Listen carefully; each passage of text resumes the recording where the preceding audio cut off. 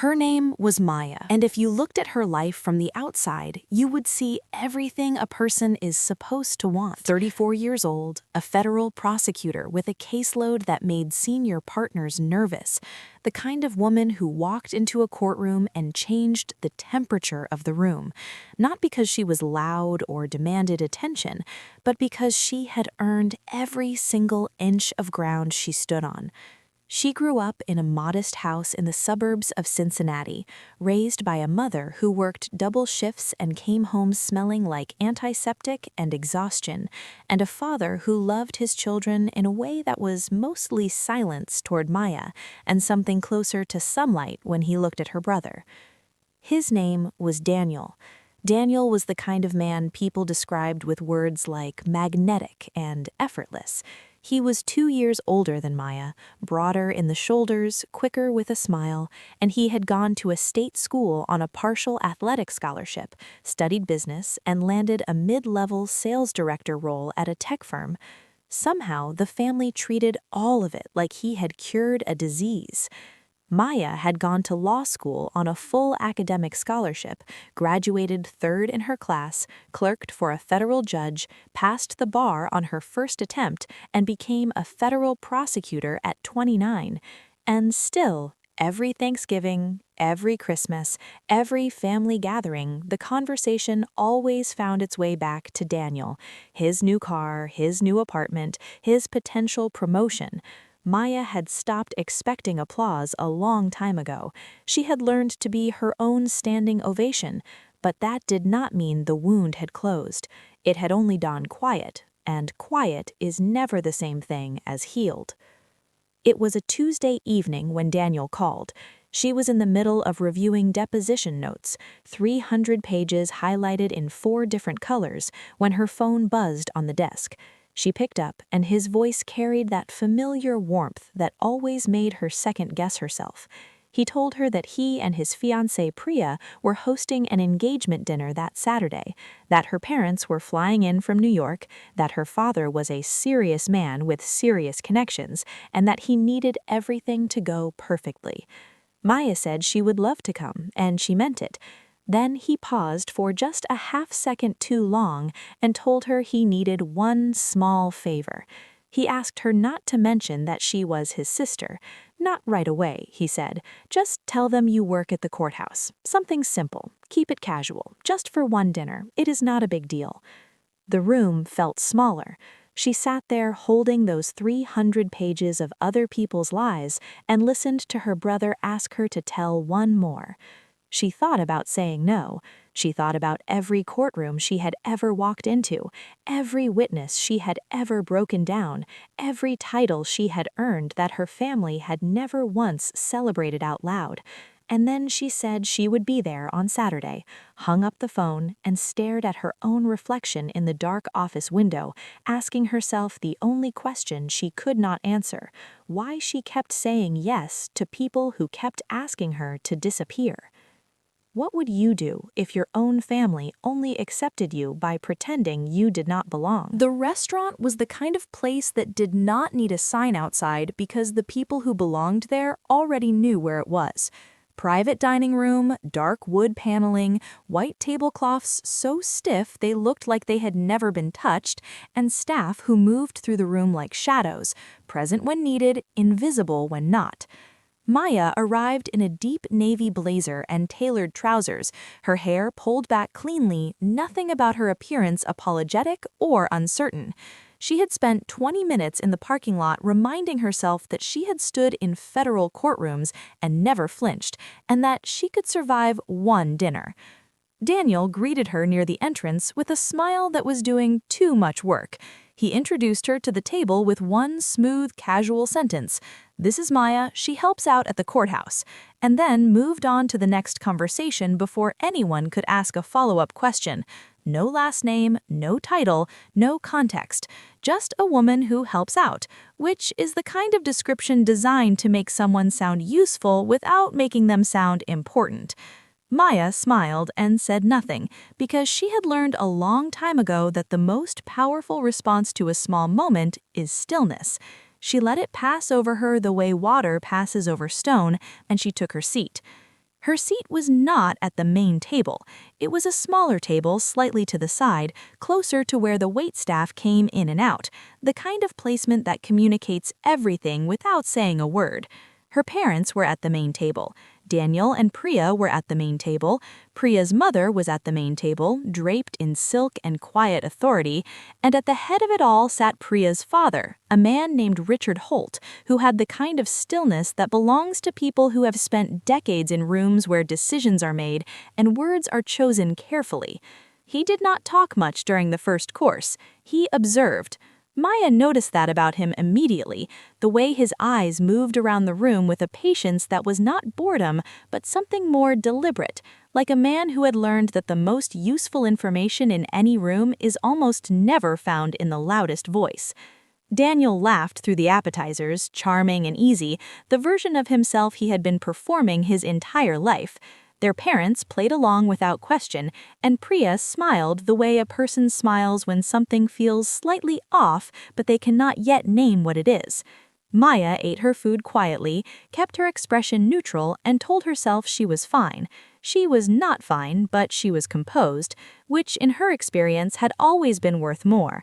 She watched Richard Holt set down his fork slowly, fold his napkin with the kind of deliberate care that signals a decision being made, and then push back his chair.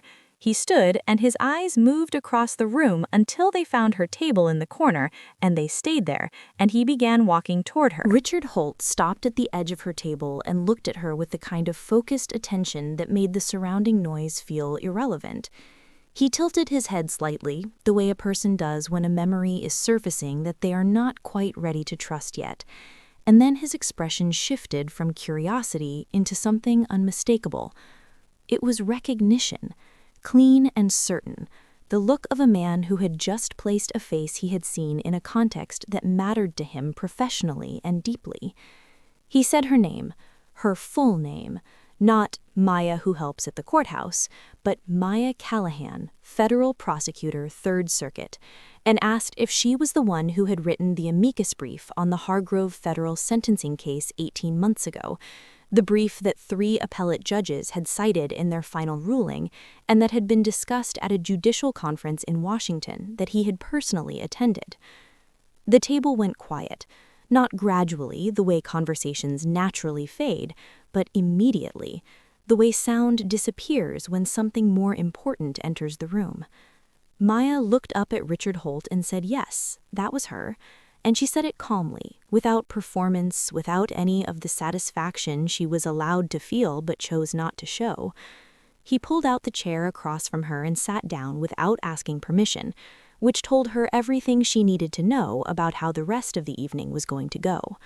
He told her that brief had been one of the most precise pieces of legal reasoning he had encountered in 15 years on the federal bench, and that he had asked 3 of his clerks to study its structure as a model for persuasive argumentation.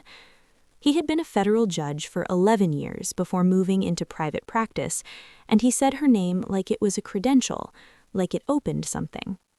Daniel stood up from the main table. His voice came out 2 notes too high, too fast, already building an explanation before anyone had asked him a question, which is the clearest signal that a person knows exactly what they have done.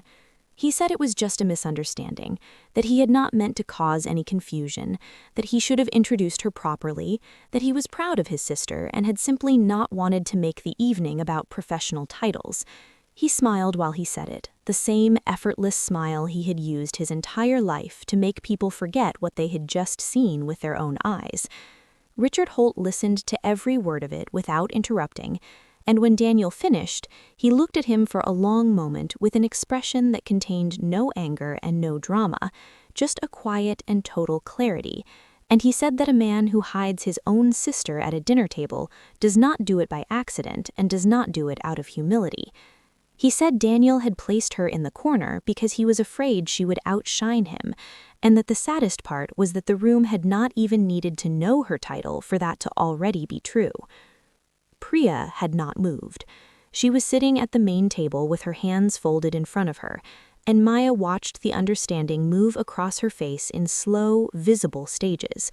First confusion, then the specific and terrible clarity that comes when a person realizes the person they love has been lying not about something external, but about something that reveals the shape of their character.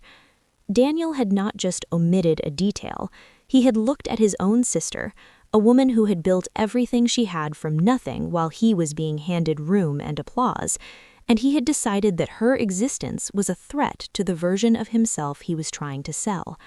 Priya understood that now. Everyone at the table understood it, and Richard Holt turned his chair so that it faced Maya fully, with his back to the main table, and asked her what she was working on currently. And the conversation that followed was the only one in the room that mattered. The dinner ended the way storms end, not with a dramatic final crack of thunder, but with a slow, heavy stillness that settles into everything and makes the air feel different than it did before. Richard Holt spent the remainder of the evening at Maya's table, and by the time dessert was cleared, 3 other guests had migrated toward their conversation, drawn by the gravity of 2 people who actually had something to say to each other. Priya spoke very little during that final hour. She was polite when spoken to and smiled when the moment required it, but Maya could see that she was somewhere else entirely, turning something over in her mind with the focused, private attention of a person doing math they do not want the answer to. Her mother noticed and said nothing. Daniel talked too much and too loudly, the way people do when they are trying to fill a space that has already been decided. When the evening broke and guests began moving toward the exit, Daniel appeared at Maya's side and spoke quietly, telling her they should step outside for a few minutes and talk, that he wanted to explain himself properly, that she deserved that much. Maya picked up her clutch from the table and looked at him without hostility, without the heat of someone who had been waiting all evening to say something sharp. She told him that he had been perfectly comfortable humiliating her in front of every person in that room, and that whatever he needed to say to her could be said right here, in the same place and in front of the same people, because she was not going to make it easier for him to apologize in private for what he had done in public. She said it the way she said things in courtrooms, evenly and without cruelty, and then she said goodnight and walked out with her coat over her arm and her spine straight and did not look back once, because she had learned long ago that dignity does not require a witness. The engagement did not survive the season. Priya called it off 6 weeks later, and those who knew the full story understood that it had less to do with one dinner and more to do with what that dinner had revealed about the man she thought she was choosing. Daniel's professional life followed a quieter but equally steady decline. Word moved the way word always moves in connected circles, and the image of a man who had hidden his accomplished sister in a corner because he was threatened by her became the story people told when his name came up. He lost a promotion he had been certain of. He lost the easy social currency that had always come naturally to him, because charisma only works when people are willing to believe in it, and belief, once broken by a true thing, does not fully return. Maya was appointed to a senior federal position 14 months later. She sent her parents a brief message when it happened, not because she needed their recognition, but because she had made peace with wanting it and not receiving it in equal measure, and that peace was its own kind of freedom.